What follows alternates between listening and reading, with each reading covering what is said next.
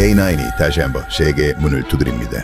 2026년 4월 흥미로운 소식이 전해졌습니다. 한국에 방한한 캐나다 육군사령관이 한국의 K9 자주포를 언급했기 때문이죠.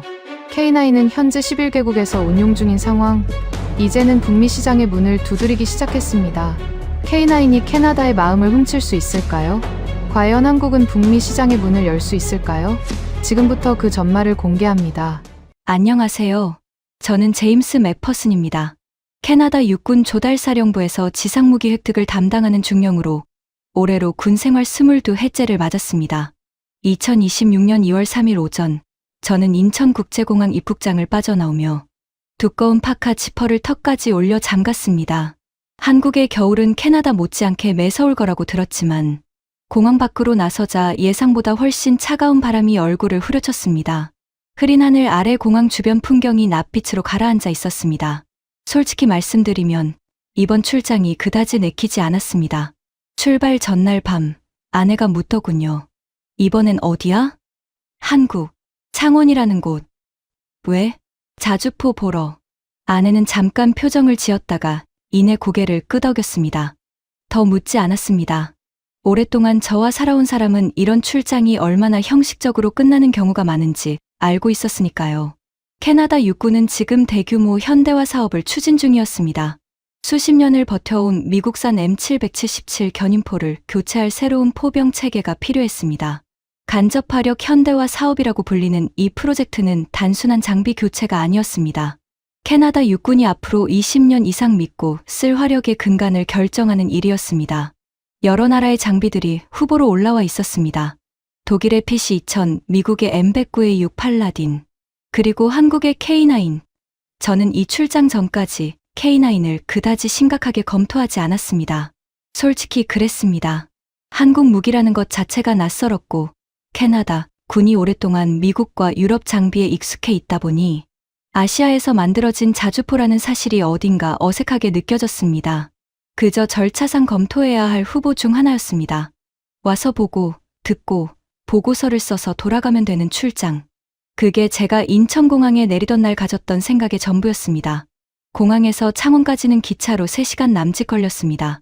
차창 밖으로 한국의 겨울 들판이 펼쳐졌습니다. 갈색 논밭과 낮은 산들이 연이어 지나갔습니다. 어딘가 쓸쓸하면서도 단단한 느낌의 풍경이었습니다. 도시와 도시 사이에 공장 굴뚝이 드문드문 보였고 굴뚝마다 하얀 연기가 차가운 하늘로 길게 뻗어 올라갔습니다. 이 나라가 무언가를 쉬지 않고 만들어내고 있다는 인상이 묘하게 강하게 들었습니다. 창원에 도착한 것은 저녁 무렵이었습니다. 숙소 방에 짐을 풀며 내일 일정을 머릿속으로 정리했습니다.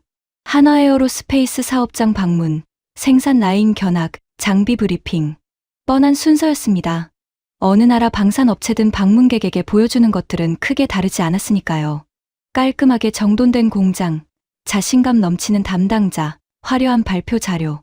그날 밤 저는 일찍 잠자리에 들었습니다. 내일이 크게 특별할 거라고는 생각하지 않았습니다. K9이 아무리 잘 만든 물건이라 해도 캐나다 군이 수십 년간 써온 서방 장비들과 어깨를 나란히 할 수 있을지는 솔직히 의문이었습니다.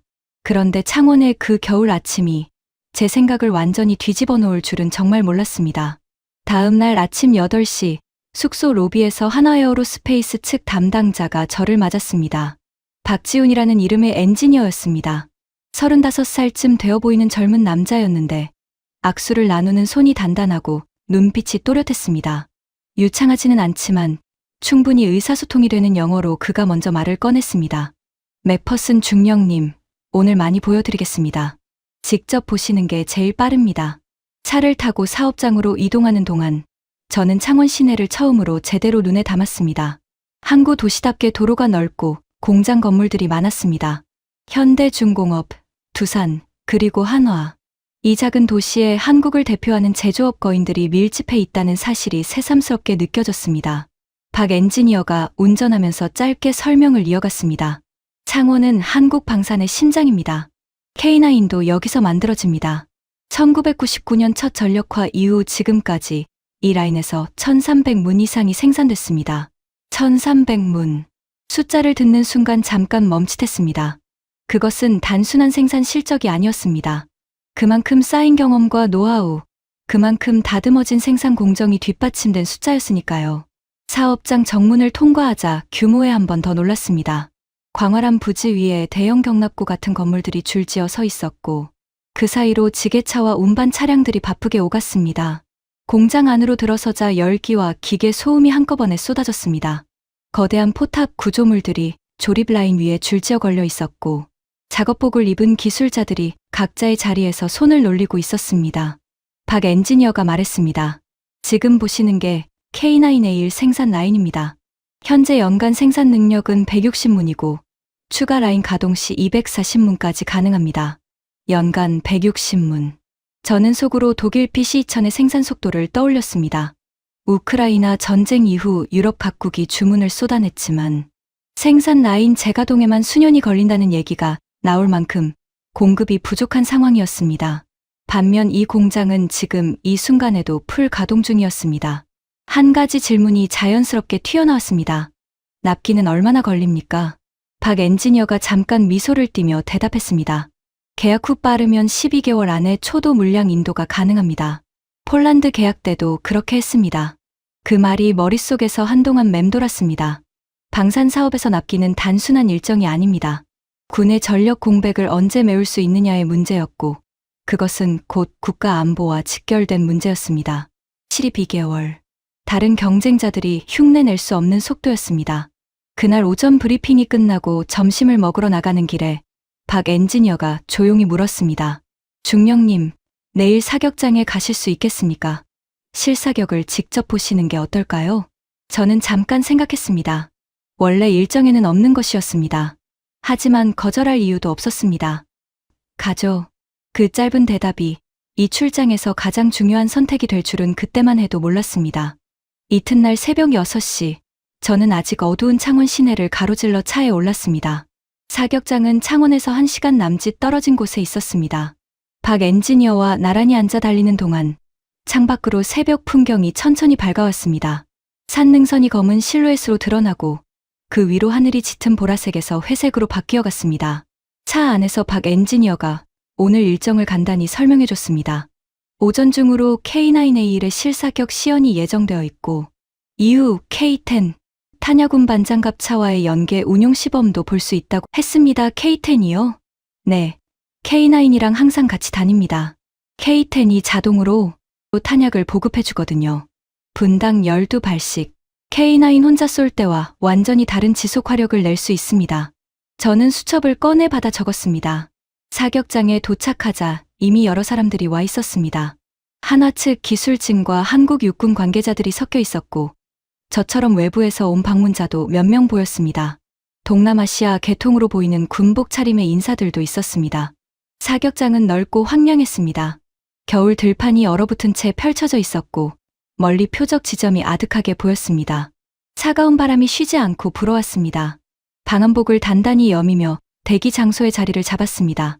잠시 후 멀리서 엔진 소리가 들려왔습니다. 소리는 점점 가까워졌고 이윽고 능선 너머에서 K9 한 대가 모습을 드러냈습니다. 55톤의 강철 덩어리가 어마어마한 소음을 내며 들판을 가로질렀습니다. 그런데 속도가 예상보다 훨씬 빨랐습니다. 저도 모르게 눈을 크게 떴습니다. 자주포라고 하면 대부분 무겁고 둔한 이미지를 떠올립니다.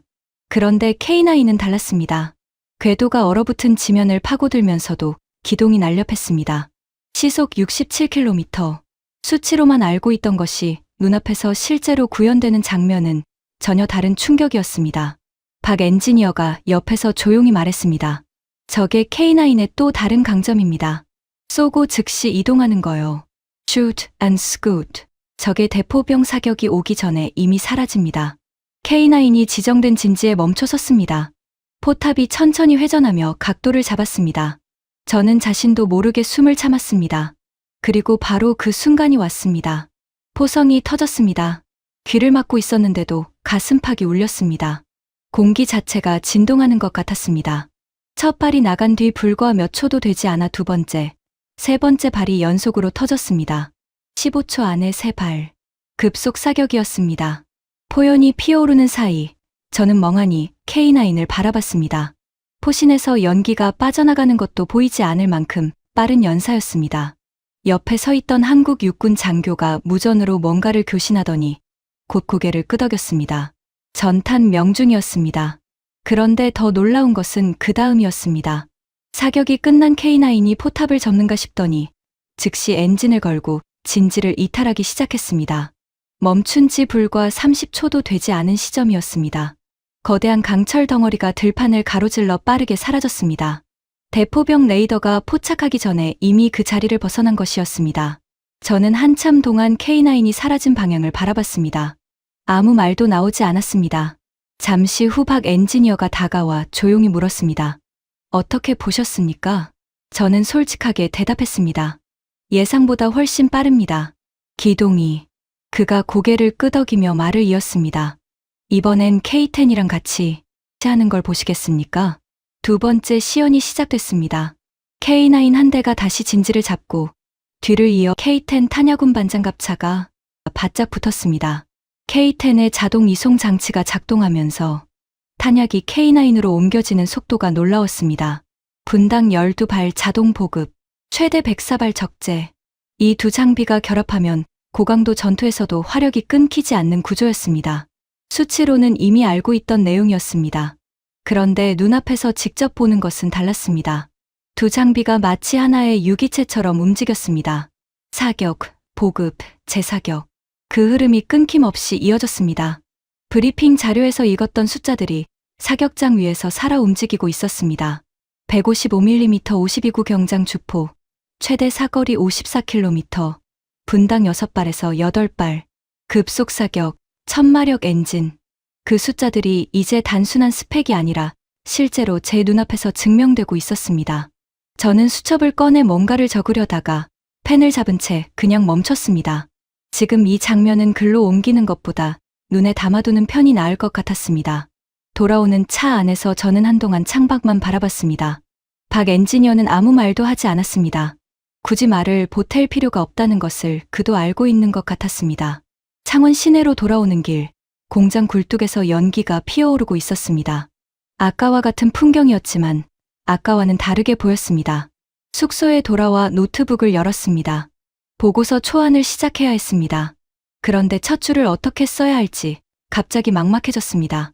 출장 전에 머릿속에 이미 그려놓았던 결론과 오늘 사격장에서 눈으로 확인한 현실 사이에 커다란 간극이 생겨버렸으니까요. 그날 밤 저는 오랫동안 잠을 이루지 못했습니다. 침대에 누워 천장을 바라보다가 자리에서 일어나 창가에 앉아 창원 시내 야경을 멍하니 내려다봤습니다. 공장 불빛들이 밤새 꺼지지 않고 빛났습니다. 이 도시는 밤에도 쉬지 않았습니다.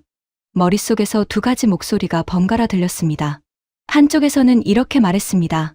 K9은 분명히 인상적이었다.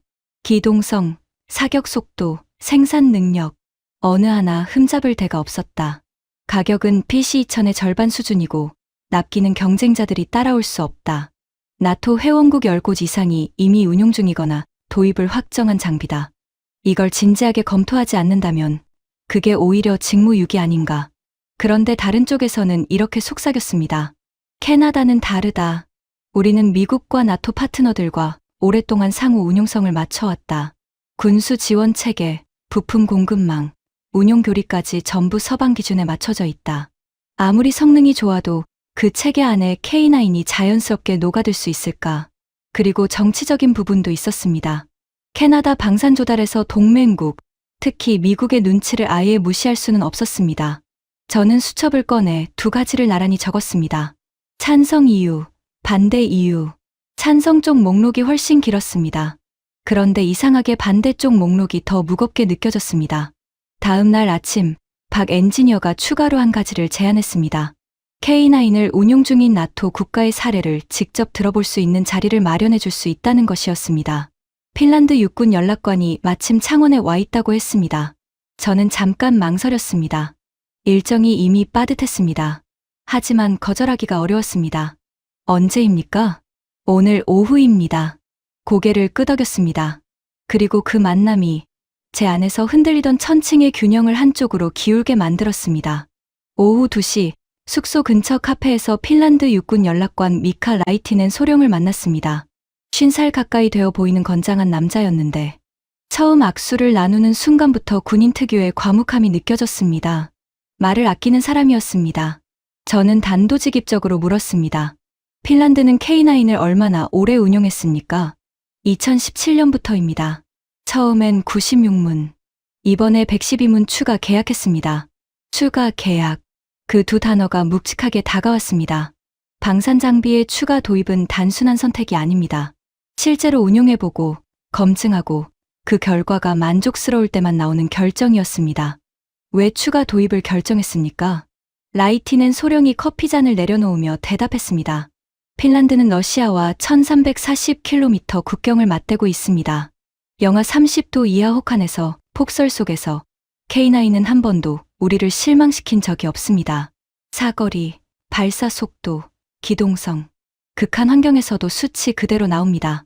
잠시 말을 끊었다가 그가 덧붙였습니다.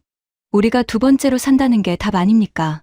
그 한 문장이 어떤 긴 설명보다도 강하게 꽂혔습니다. 저는 수첩에 그 말을 그대로 받아 적었습니다. 우리가 두 번째로 산다는 게 답 아닙니까? 숙소로 돌아오는 길에 박 엔지니어가 조심스럽게 물었습니다. 중령님, 솔직히 어떻게 생각하십니까? K9이. 저는 잠시 멈췄다가 대답했습니다. 아직 결론을 내리기엔 이릅니다. 하지만 생각보다 훨씬 진지하게 검토해야 할 장비라는 건 인정합니다. 박 엔지니어가 아무 말도 하지 않았습니다. 하지만 그의 표정에서 뭔가 풀리는 것이 보였습니다. 억지로 감추려는 듯한 작지만 분명한 안도의 빛이었습니다. 그날 저녁 저는 오타와 본부에 짧은 중간 보고를 보냈습니다. 예정보다 일정을 이틀 연장하겠다는 내용이었습니다. 본부에서 이유를 물어왔습니다. 저는 짧게 답했습니다. 추가 확인이 필요합니다. 그것으로 충분했습니다. 그리고 그 결정이 이 출장의 방향을 완전히 바꿔놓았습니다. 일정을 연장한 다음 날, 박 엔지니어가 공장 내부를 더 깊숙이 안내해줬습니다. 전날 봤던 조립 라인 너머 품질 검증 구역이었습니다. 그곳에서 저는 예상치 못한 광경을 봤습니다. 완성된 K9 한 대가 검사 구역 한가운데 놓여 있었고, 그 주변을 기술자 67명이 꼼꼼히 둘러싸고 있었습니다. 포탑 내부, 장전 장치, 유압 개통, 궤도 연결부. 한 명이 점검하면 다른 한 명이 기록하고 또 다른 한 명이 재확인하는 방식이었습니다. 조용하고 체계적이었습니다. 박 엔지니어가 설명했습니다. 출고 전 최종 검수입니다. 이 단계를 통과하지 못하면 납품하지 않습니다. 폴란드에 납품할 때도 핀란드에 납품할 때도 동일한 기준을 적용했습니다. 저는 검사 구역 한쪽에 서서 그 장면을 한참 지켜봤습니다.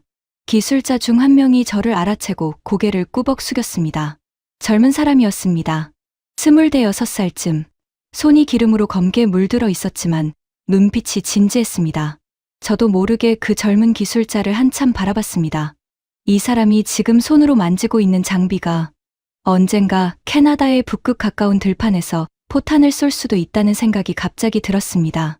그 연결이 이상하게 선명하게 느껴졌습니다. 점심을 먹으러 나가는 길에 박 엔지니어가 조심스럽게 개인적인 이야기를 꺼냈습니다.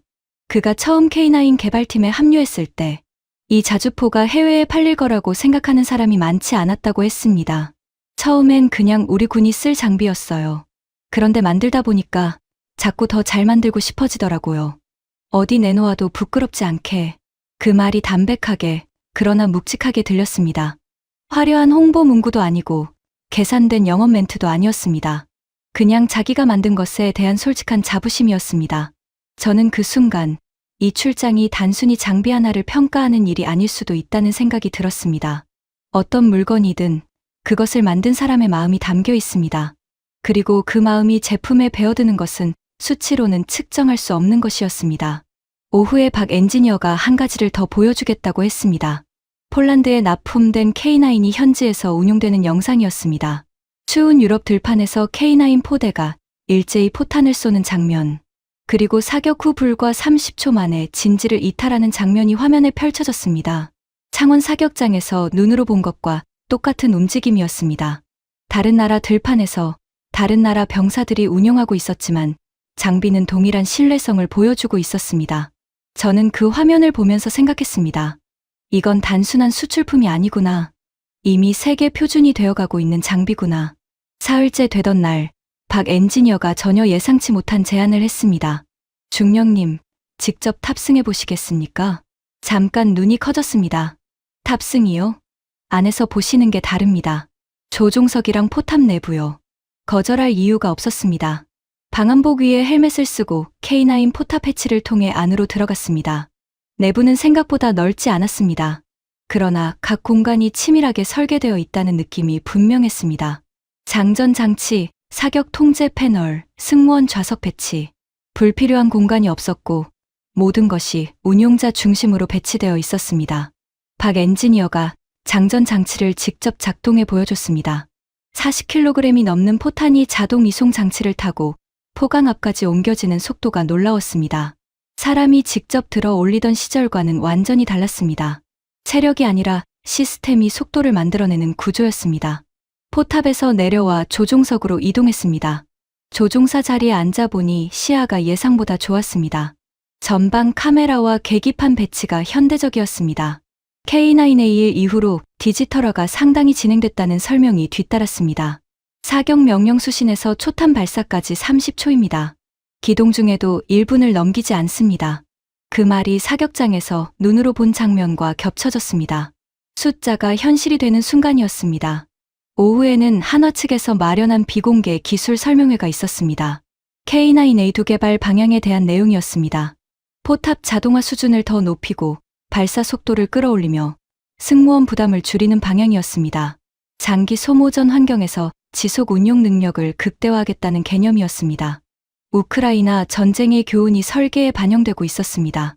설명을 들으면서 저는 이 회사가 단순히 지금 잘 팔리는 장비를 만드는 데 만족하지 않는다는 것을 느꼈습니다. 다음 세대를 이미 준비하고 있었습니다. 그 자세가 오히려 더 인상 깊었습니다. 저녁을 먹고 숙소로 돌아오는 길에 박 엔지니어가 말했습니다. 중령님, 내일이 마지막 날이죠? 네. 부담스러우시면 말씀 안 하셔도 됩니다. 그런데 솔직히 지금 어떠세요? 저는 잠깐 걸음을 멈췄습니다. 그리고 솔직하게 말했습니다. 처음 창원에 올 때와 지금 제 머릿속은 완전히 다릅니다. 박 엔지니어가 아무 말도 하지 않았습니다. 그냥 조용히 고개를 끄덕였습니다. 그것으로 충분한 대화였습니다. 마지막 날 오전, 저는 박 엔지니어의 안내로 한화에어로스페이스 수출 담당 팀장 이강현 씨와 마주 앉았습니다. 공식 면담은 아니었습니다. 그냥 커피 한 잔을 사이에 두고 솔직하게 이야기를 나누는 자리였습니다. 이 팀장은 K9 수출 이력을 처음부터 함께한 사람이었습니다. 튀르키예, 인도, 핀란드, 노르웨이, 폴란드, 에스토니아, 호주, 루마니아. 나라마다 다른 요구, 다른 환경, 다른 조건을 상대해온 사람이었습니다. 저는 단도직입적으로 물었습니다. 캐나다는 다른 나라와 무엇이 다릅니까? 어떤 부분이 가장 중요하게 작용할 것 같습니까? 이 팀장이 잠깐 생각하더니 답했습니다. 캐나다는 나토 회원국이고 미국과의 상호 운용성이 핵심입니다. 그런데 K9은 이미 나토 운용국이 10개를 넘었습니다. 호환성 문제는 이미 검증됐습니다. 그리고 캐나다 기후, 혹한이죠. 핀란드가 영하 30도 이하에서 이미 증명했습니다. 우리가 새로 증명할 게 없어요. 그가 잠깐 멈췄다가 덧붙였습니다. 캐나다에서 가장 중요한 건 결국 현지화일 겁니다. 캐나다 산업 참여, 일자리, 기술 이전. 그 부분에서 우리는 폴란드, 인도에서 이미 해봤습니다. 그 경험이 있습니다. 그 말을 들으며 저는 지난 사흘간 머릿속에 쌓인 것들이 하나의 그림으로 맞춰지는 느낌을 받았습니다. 성능, 납기, 가격, 혹한 검증, 나토 호환성, 현지화 경험. K9을 반대할 논리가 하나씩 무너지고 있었습니다. 그런데 이 팀장이 마지막으로 한 말이 가장 오래 남았습니다. 우리는 팔고 끝내지 않습니다. 핀란드는 지금도 우리 기술진이 현지에서 지원합니다. 인도는 현지 생산까지 갖고요. 캐나다도 그렇게 할 수 있습니다. 팔고 끝내지 않는다. 저는 그 문장을 수첩에 받아 적었습니다. 방산 사업에서 사후 지원은 장비 자체만큼이나 중요한 문제였습니다. 아무리 좋은 장비도 운용 중 문제가 생겼을 때 제때 지원이 안 되면 전력이 무너집니다. 그리고 그것은 단순한 비즈니스 문제가 아니라 국가 안보의 문제였습니다. 면담이 끝나고 건물 밖으로 나오자 맑은 하늘 아래 창원 공장 굴뚝에서 연기가 피어올랐습니다. 처음 이 도시에 도착했을 때 봤던 풍경과 똑같았습니다. 그런데 지금은 그 연기가 달라 보였습니다. 쉬지 않고 무언가를 만들어내는 이 도시의 에너지가 이제는 그냥 배경이 아니라 실체로 느껴졌습니다. 박 엔지니어가 옆에서 조용히 물었습니다. 오늘 오후 비행기시죠? 네. 공항 가기 전에 마지막으로 한 번 더 보여드리고 싶은 게 있습니다. 공항으로 출발하기 2시간 전, 박 엔지니어가 저를 데려간 곳은 공장 한쪽의 작은 전시관이었습니다. 화려한 곳이 아니었습니다. 조명도 소박하고 전시물도 단출했습니다.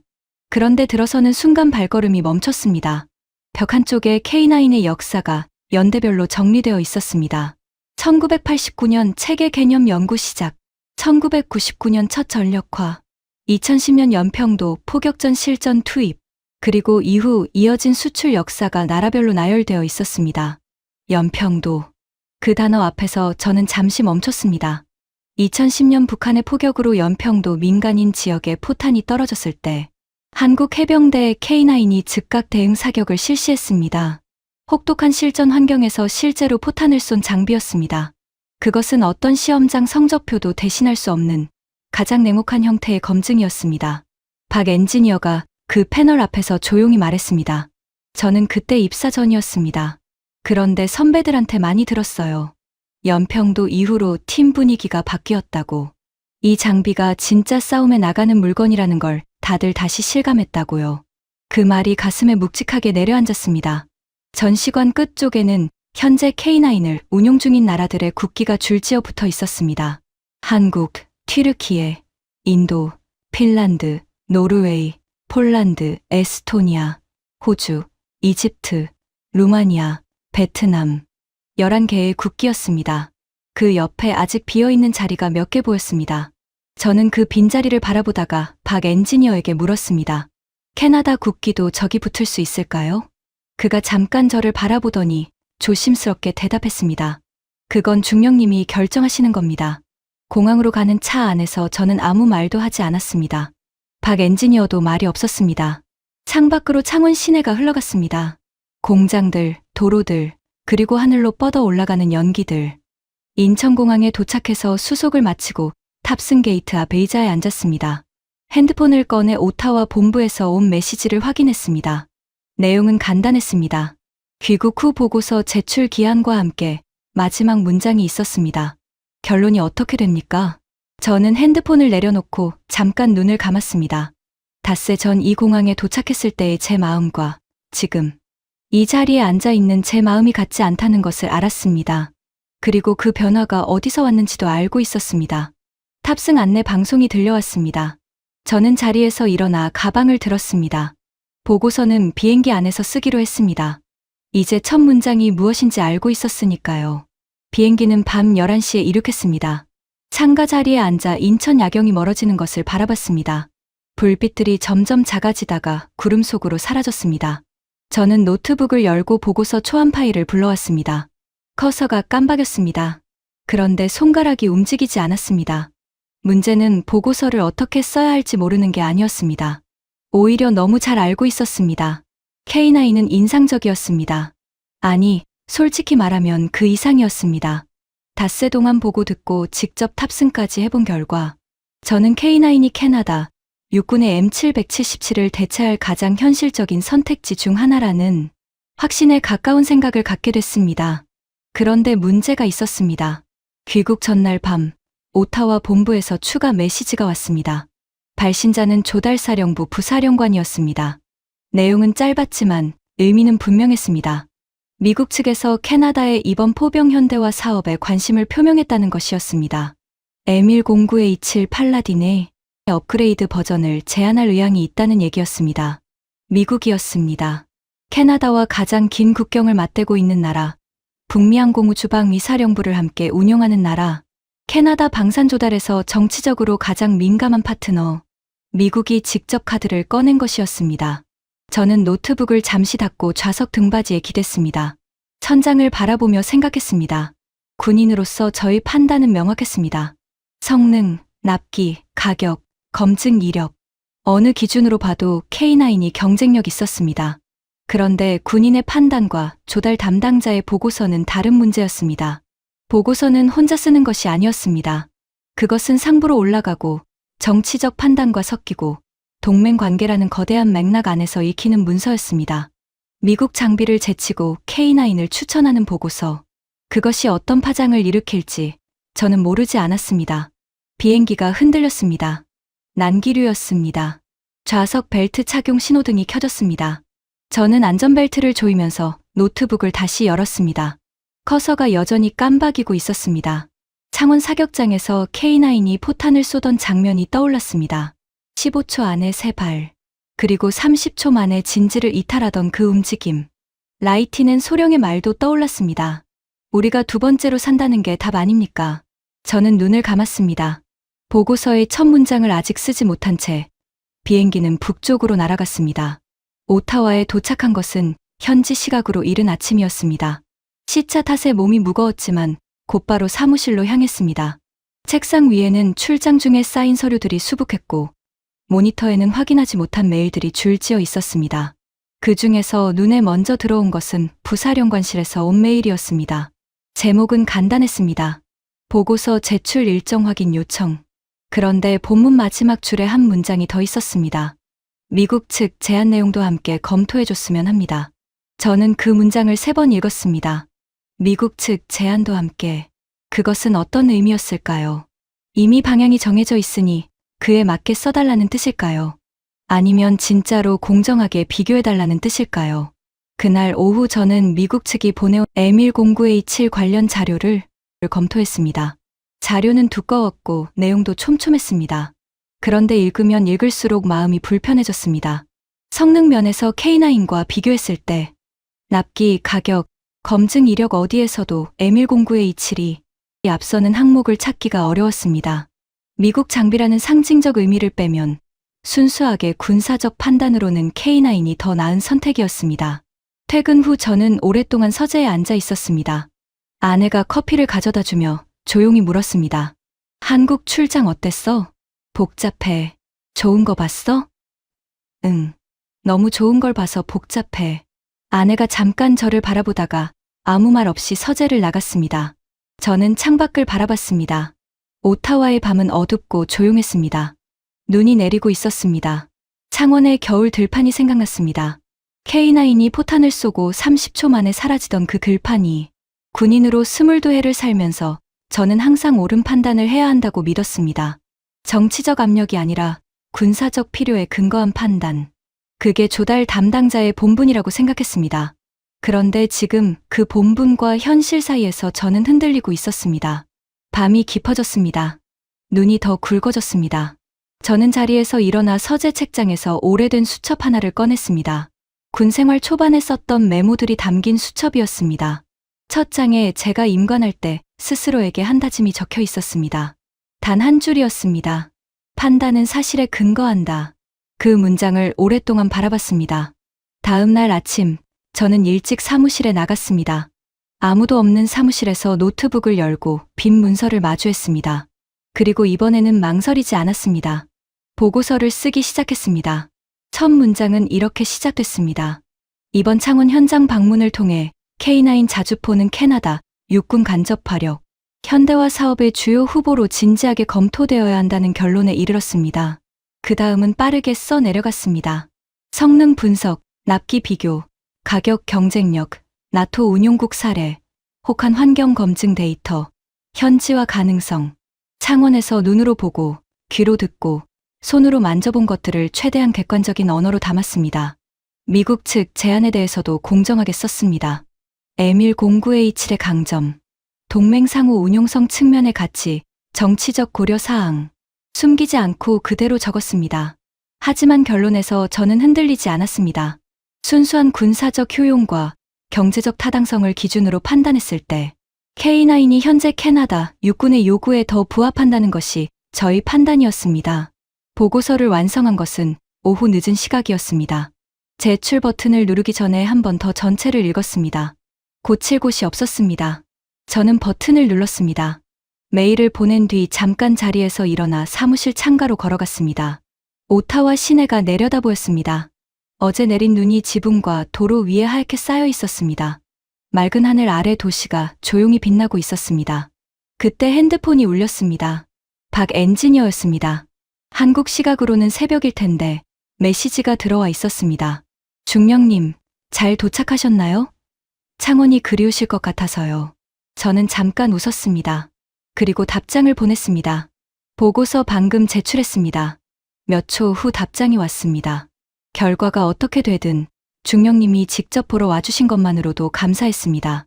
그 메시지를 읽으며 저는 창원 전시관 벽에 붙어 있던 국기들을 떠올렸습니다. 11개의 국기와 그 옆에 비어있던 자리들. 그 빈자리가 언젠가 채워질 것인지 아닌지는 아직 모릅니다. 하지만 적어도 저는 제가 해야 할 일을 했습니다. 보고서를 제출하고 사흘이 지났습니다. 부사령관실에서 아무런 연락이 없었습니다. 좋은 신호인지 나쁜 신호인지 알 수 없었습니다. 저는 평소처럼 업무를 처리하면서 기다렸습니다. 나흘째 되던 날 오후 부사령관이 직접 사무실로 찾아왔습니다. 평소에는 보고서를 메일로 주고받는 사람이었는데 직접 발걸음을 한 것이 낯설었습니다. 그는 의자에 앉으며 말문을 열었습니다. 맥퍼슨 중령, 보고서 잘 읽었어요. 감사합니다. 솔직하게 쓴 거죠? 네. 제가 본 것을 그대로 썼습니다. 부사령관이 잠깐 침묵했습니다. 그 침묵이 짧지 않았습니다. 저는 표정을 읽으려 했지만 쉽지 않았습니다. 미국 측이 불편해할 수도 있어요. 알고 있습니다. 그걸 알면서 썼습니까? 네. 또 침묵이 흘렀습니다. 부사령관이 창밖을 바라보다가 다시 저를 봤습니다. 좋아요. 이 보고서 장관실까지 올라갈 겁니다. 그 말이 짧고 명확하게 들렸습니다. 장관실까지. 그것은 보고서가 묻히지 않는다는 의미였습니다. 적어도 최종 결정권자에게 이 내용이 전달된다는 뜻이었습니다. 부사령관이 자리에서 일어나며 마지막으로 말했습니다. 결과가 어떻게 되든 중령은 자기 일을 제대로 한 겁니다. 그가 나가고 문이 닫혔습니다. 저는 한동안 자리에 앉아 아무것도 하지 않았습니다. 긴장이 풀리는 것 같으면서도 이상하게 마음이 차분했습니다. 해야 할 말을 했고 써야 할 것을 썼습니다. 그것으로 충분했습니다. 그날 저녁 퇴근하면서 박 엔지니어에게 짧은 메시지를 보냈습니다. 보고서가 장관실까지 올라간답니다. 답장은 바로 왔습니다. 정말입니까? 네. 잠시 후 또 메시지가 왔습니다. 감사합니다, 중령님. 진심으로요. 저는 핸드폰을 주머니에 넣고 주차장으로 걸어갔습니다. 오타와의 저녁은 차가웠지만 하늘이 맑았습니다. 별이 보였습니다. 차에 타면서 문득 생각했습니다. 창원에서 박 엔지니어가 했던 말이 떠올랐습니다. 어디 내놓아도 부끄럽지 않게 만들고 싶었다고. 그 마음이 결국 여기까지 닿았습니다. 한국의 작은 공장에서 시작된 자부심이 태평양을 건너 캐나다 조달 보고서 한 장에 담겨 장관실로 향하고 있었습니다. 2026년 4월 24일 서울에서 뉴스가 나왔습니다. 캐나다 육군사령관 마이클 라이트가 연합뉴스와의 인터뷰에서 한국 방산기업과의 협의가 진행 중이라고 공식 확인했습니다. K9 자주포와 레드백 장갑차가 후보군에 포함되어 있다는 내용이었습니다. 저는 사무실에서 그 기사를 읽었습니다. 화면을 스크롤하며 내용을 천천히 읽어 내려가는 동안 가슴 어딘가가 조용히 두근거렸습니다. 공식 인터뷰였습니다. 협의가 진행 중이라는 것이 공개적으로 확인된 것이었습니다.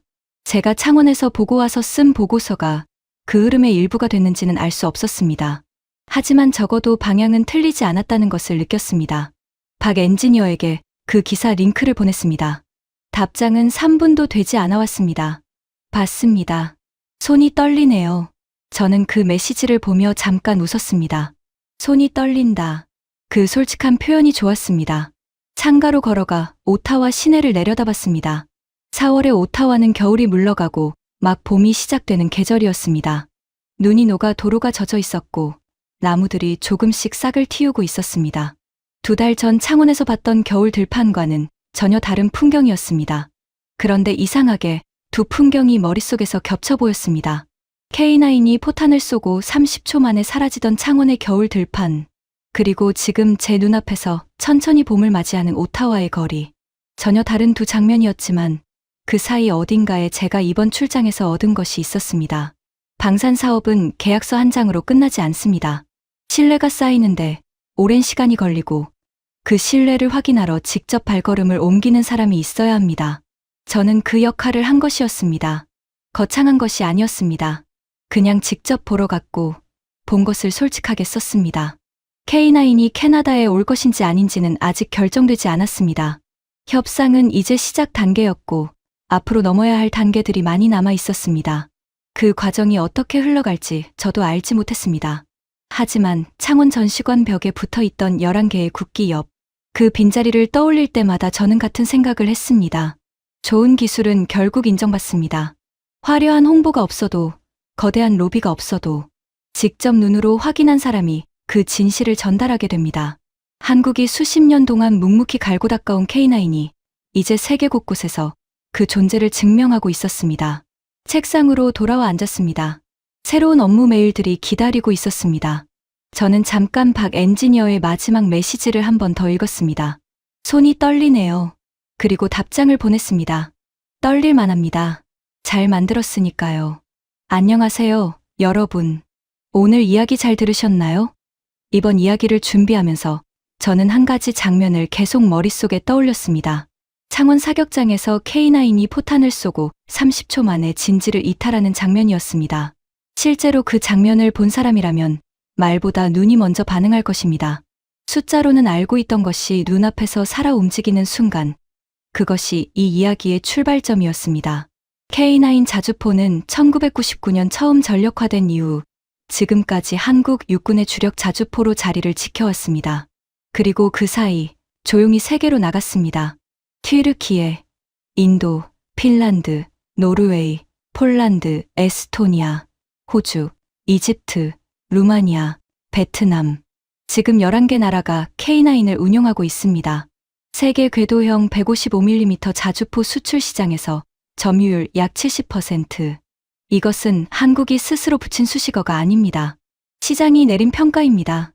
2026년 4월 24일 캐나다 육군사령관 마이클 라이트가 한국 방산기업과의 협의가 진행 중이라고 공식 확인했습니다. K9 자주포와 레드백 장갑차가 후보군에 포함되어 있다는 내용이었습니다.